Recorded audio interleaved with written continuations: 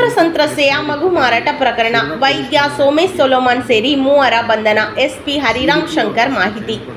ಅತ್ಯಾಚಾರಕ್ಕೆ ಒಳಗಾಗಿದ್ದ ಯುವತಿಯನ್ನ ಹೆರಿಗೆ ಮಾಡಿಸಿ ಬಳಿಕ ಮಗುವನ್ನು ಮಾರಾಟ ಮಾಡಿರುವ ಪ್ರಕರಣಕ್ಕೆ ಸಂಬಂಧಿಸಿದಂತೆ ಶಿರ್ವಾ ಪೊಲೀಸರು ವೈದ್ಯ ಸೇರಿದಂತೆ ಒಟ್ಟು 3 ಆರೋಪಿಗಳನ್ನು ಬಂಧಿಸಿದ್ದಾರೆ. ಬಿಸಿ ರೋಡಿನ ವೈದ್ಯ ಡಾಕ್ಟರ್ ಸೋಮೇಶ್ ಸೊಲೊಮನ್, ಮಂಗಳೂರಿನಲ್ಲಿ ಪಿಜಿ ನಡೆಸುತ್ತಿರುವ ವಿಜಯಲಕ್ಷ್ಮಿ ಆನೆ ವಿಜಯ ಮತ್ತು ಅತ್ಯಾಚಾರ ಎಸಗಿದ ನವನೀತ್ ನಾರಾಯಣ ಬಂಧಿತ ಆರೋಪಿಗಳು ಎಂದು ಪೊಲೀಸರು ತಿಳಿಸಿದ್ದಾರೆ.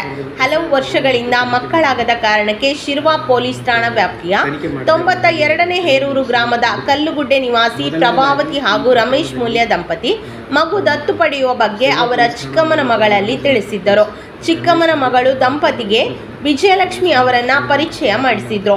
ವಿಜಯಲಕ್ಷ್ಮಿಯ ಪೇಯಿಂಗ್ ಗೆಸ್ಟ್ನಲ್ಲಿ ಕೆಲಸ ಮಾಡುತ್ತಿದ್ದ ಮಹಿಳೆಯೊಬ್ಬರ ಅವಿವಾಹಿತ ಮಗಳು 4 ತಿಂಗಳ ಗರ್ಭಿಣಿಯಾಗಿದ್ದು ಆ ಮಗುವನ್ನೇ ನೀಡುವುದಾಗಿ ವಿಜಯಲಕ್ಷ್ಮಿ ಈ ದಂಪತಿಗೆ ತಿಳಿಸಿದ್ದರು.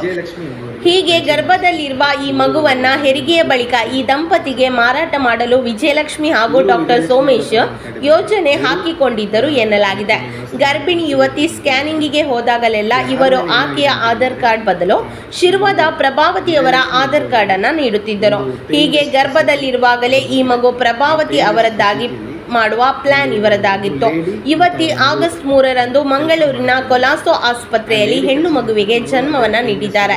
ಆ ಮಗುವನ್ನ ವಿಜಯಲಕ್ಷ್ಮಿ ಹಾಗೂ ಡಾಕ್ಟರ್ ಸೋಮೇಶ್ ಪ್ರಭಾವತಿ ದಂಪತಿಗೆ 4.5 ಲಕ್ಷ ರೂಪಾಯಿ ಹಣಕ್ಕೆ ಮಾರಾಟ ಮಾಡಿದರು ಎಂದು ಎಸ್ಪಿ ಹರಿರಾಮ್ ಶಂಕರ್ ತಿಳಿಸಿದ್ದಾರೆ.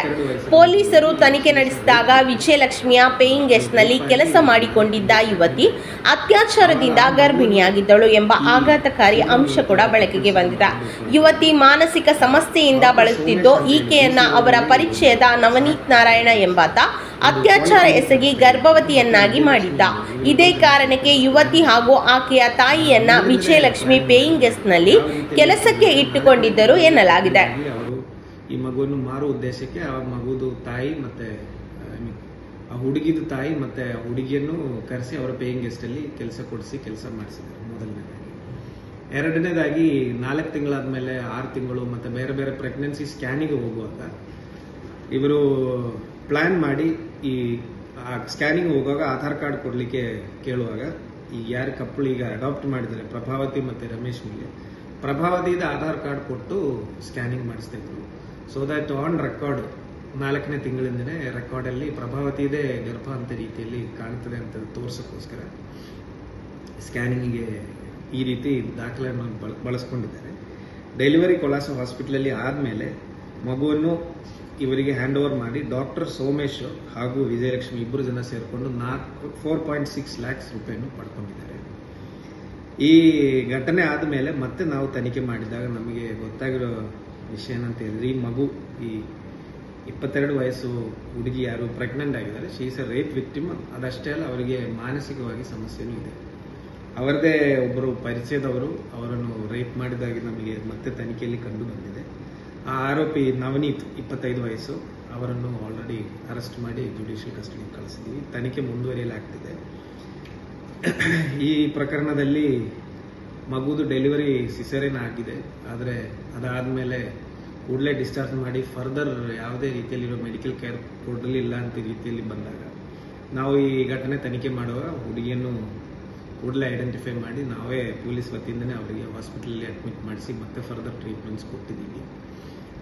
ಈಗಾಗಲೇ ಆ ಹುಡುಗಿ ಈ ರೇಪ್ ಬಗ್ಗೆ ತುಂಬ ಸ್ಪಷ್ಟವಾಗಿ ಹೇಳಿದ್ದಾರೆ. ಆರೋಪಿಯನ್ನು ಅರೆಸ್ಟ್ ಮಾಡಿದ್ದೀವಿ. ಮತ್ತು ಈ ಮಕ್ಕಳು ಮಾರಾಟ ಮಾಡಲಿಕ್ಕೆ ಮಾಡಿರುವಂಥ ಯಾರು ಡಾಕ್ಟರ್ ಸೋಮೇಶ್ ಹಾಗೂ ವಿಜಯಲಕ್ಷ್ಮಿ ಯಾರಿದ್ದಾರೆ ಅವರಿಬ್ಬರನ್ನು ಅರೆಸ್ಟ್ ಮಾಡಿದ್ದೀವಿ.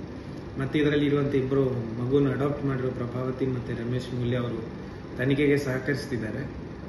ಅವರನ್ನು ನಾವು ತನಿಖೆಯಲ್ಲಿ ಒಳಪಡಿಸಿದ್ದೀವಿ. ಮತ್ತು ಯಾರು ಇವರನ್ನು ಪರಿಚಯ ಮಾಡಿಸಿಕೊಟ್ಟಿದ್ದಾರೆ ಪ್ರಿಯಾಂಕಾ ಅವರನ್ನು ಸಹ ತನಿಖೆಯಲ್ಲಿ ಒಳಪಡಿಸಿದ್ದೀವಿ. ನಾವು ಅವರನ್ನು ಸದ್ಯಕ್ಕೆ ವಶಕ್ಕೆ ತಗೊಂಡಿಲ್ಲ, ಬಟ್ ತನಿಖೆ ಮುಂದುವರಿಯಲಾಗ್ತಿದೆ.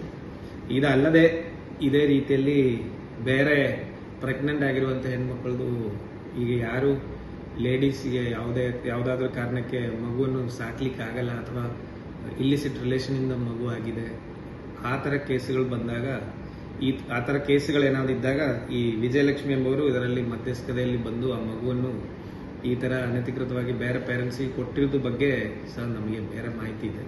ಅದು ತನಿಖೆಯಲ್ಲಿ ಮುಂದುವರಿಯಲಾಗ್ತಿದೆ. ಇದೇ ರೀತಿ ಬೇರೆ ಏನಾದ್ರು ಮಾಡಿದ್ದಾರೆ ಮತ್ತು ಇದೇ ರೀತಿಯಲ್ಲಿ ಬೇರೆ ಏನಾದ್ರು ಲಿಂಕ್ಸ್ ಮಾಡಿ ಕೊಟ್ಟಿದ್ದಾರೆ ಅಂತ. ಸೊ ಈ ಪ್ರಕರಣದಲ್ಲಿ ಈಗಾಗಲೇ ಸೋಮೇಶ್ ಮತ್ತು ವಿಜಯಲಕ್ಷ್ಮಿ ಮತ್ತು ರೇಪ್ ಮಾಡಿರುವಂಥ ನವನೀತ್ 3 ಜನ ಆರೋಪಿಗಳನ್ನು ನಾವು ವಶಕ್ಕೆ ತಗೊಂಡಿದ್ದೀವಿ.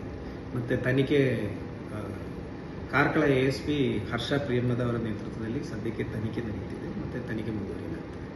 ನಾನು ಹೇಳಿದ್ದೇನಲ್ಲ ಮುಂಚೆ ನಮ್ಮ ಇವರು ಚೈಲ್ಡ್ ಪ್ರೊಟೆಕ್ಷನ್ ಆಫೀಸರು ಅವರ ಗಮನಕ್ಕೆ ಅವರ ಇನ್ಫಾರ್ಮೇಷನ್ ಕಡೆಯಿಂದ ಬಂದಿದೆ. ಅವರು ನಮಗೆ ಫಾರ್ಮಲಿ ಕಂಪ್ಲೇಂಟ್ ಕೊಟ್ಟಿದ್ದಾರೆ. ವಿಜಯಲಕ್ಷ್ಮಿ ನಮಗೆ ಮಾಹಿತಿ ಇಲ್ಲ. ಅವರಲ್ಲಿ ಯಾವುದೋ ಒಂದು ಪೇಯಿಂಗ್ ಗೆಸ್ಟ್ ನಡೆಸ್ತಿದ್ದಾರೆ. ಮತ್ತೆ Omega hospital, Mangaluru Omega hospital opposite ಒಂದು ಪೇಯಿಂಗ್ ಗೆಸ್ಟ್ ಮತ್ತು ಆ ಹಾಸ್ಪಿಟಲ್ ಕ್ಯಾಂಟೀನ್ ನಡೆಸ್ತಿದ್ದಾರೆ. ಮತ್ತು ಇನ್ನಿತರ ಸಂಘಟನೆಗಳಲ್ಲಿ ಆಕ್ಟಿವ್ ಆಗಿದ್ದಾರೆ ಅಂತಷ್ಟೇ ನಮಗೆ ಪ್ರಾಥಮಿಕ ಮಾಹಿತಿ. ಇದರದ್ದು ಸಂಘಟನೆಗೆ ಲಿಂಕ್ ಮಾಡೋ ಅವಶ್ಯಕತೆ